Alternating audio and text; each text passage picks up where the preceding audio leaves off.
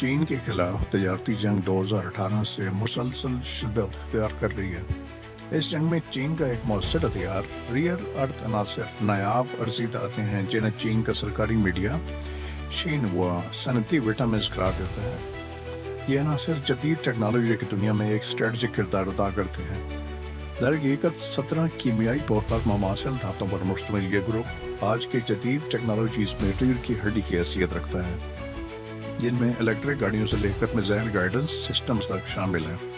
قومی دفاع کے تناظر میں بھی ریئر ارتھ دھاتیں نہایت اہم ہیں۔ مثال کے طور پہ ایک F-35 لڑاکا طیارہ میں 300 پاؤنڈ سے زائد ریئر ارتھ عناصر درکار ہوتے ہیں۔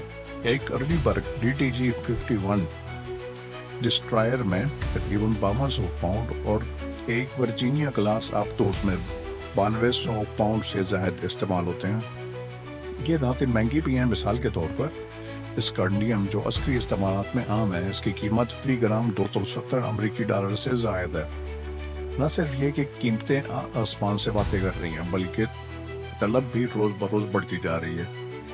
چین ان اہم دھاتوں کی پیداوار اور پروسیسنگ میں عالمی سطح پر سبقت رکھتا ہے۔ دنیا بھر میں ریئر ارتھ عناصر کی پیداوار کا 60% سے زیادہ، پروسیسنگ کا تقریباً 90% چین میں ہوتا ہے۔ یہی نہیں، چین فکری ملکیت انٹلیکچوئل پراپرٹی کے میدان میں بھی غالب ہے۔ 1950 سے اب تک چین نے ریئر ارتھ سے متعلق 25,000 سے زائد پیٹنٹس درج کروائے ہیں، جبکہ امریکہ کی جانب سے یہ تعداد محض 10,000 ہے۔ سوال یہ ہے کہ چین نے آخر کس طرح اس شعبے میں ایسی ہماگیر برتری حاصل کی ہے؟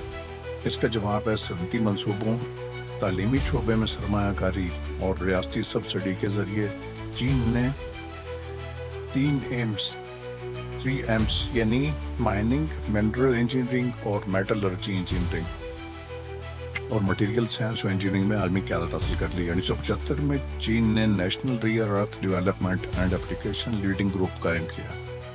1991 میں 4 ریئر ارتھ دھاتوں کو محفوظ معدنیات قرار دے دیا گیا، جس سے غیر ملکی سرمایہ کاری پر قدغن لگا دی۔ 1992 میں چینی رہنما ڈنگ جیاؤ پنگ نے کہا، مشرق وسطی کے پاس تیل ہے، چین کے پاس ریئر ارتھ ہے، اور ہم اپنے اس فائدے کو مکمل طور پر استعمال کریں گے۔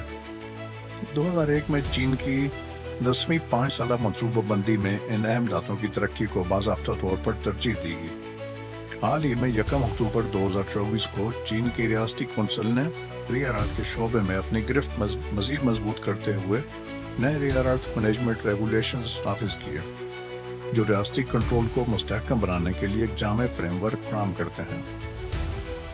چین کی 3 ایمز پر توجہ واضح ہے، اگرچہ چینی جامعات عمومی عالمی درجہ بندی میں ٹاپ 20 میں شامل نہیں، لیکن جب بات مائننگ، میٹلرجی اور مٹیریل سائنس کی ہو تو چین سب پر بازی رہ جاتا ہے۔ ان شعبوں میں چین کی جامعات 70% مائننگ اور میٹلرجی میں اور 30% مٹیریل سائنس میں ٹاپ 20 میں شامل ہیں، جبکہ امریکی ادارے پیچھے رہ گئے۔ چین کی برتری صرف ریئر ارتھ تک محدود نہیں، بلکہ دیگر اہم دھاتوں تک بھی پھیلی ہوئی ہے۔ اگست میں چین نے اینٹی منی کی برآمدات پر پابندی عائد کی، جو ہتھیاروں میں استعمال ہونے والے اہم مرکب ہیں۔ دسمبر میں یہ پابندیاں مکمل پابندی میں تبدیل ہو گئیں، خصوصاً امریکہ کو برآمدات پر۔ اس کے نتیجے میں اینٹی منی کی قیمت میں 69% سے زیادہ اضافہ دیکھنے میں آیا۔ آگے کیا ہوگا؟ نو منتخب امریکی صدر ڈونلڈ ٹرمپ جارحانہ حکمت عملی کے تحت چالیں چل رہے ہیں، جبکہ صدر شی جن پنگ چینی شطرنج کو گو کی طرح حکمت عملی پر عمل کر رہے ہیں، جو صبر، تدبر اور بتدریج فوائد حاصل کرنے پر زور دیتی ہے۔ چین کی طویل المدتی منصوبہ بندی اور بتدریج اثر و رسوخ نے مغرب کو اہم دھاتوں کے شعبے میں گھیر لیا ہے۔ یہ بات اب بالکل واضح ہے کہ اہم دھاتیں بیجنگ کے ہاتھ کا سب سے بڑا پتہ بن چکی ہیں۔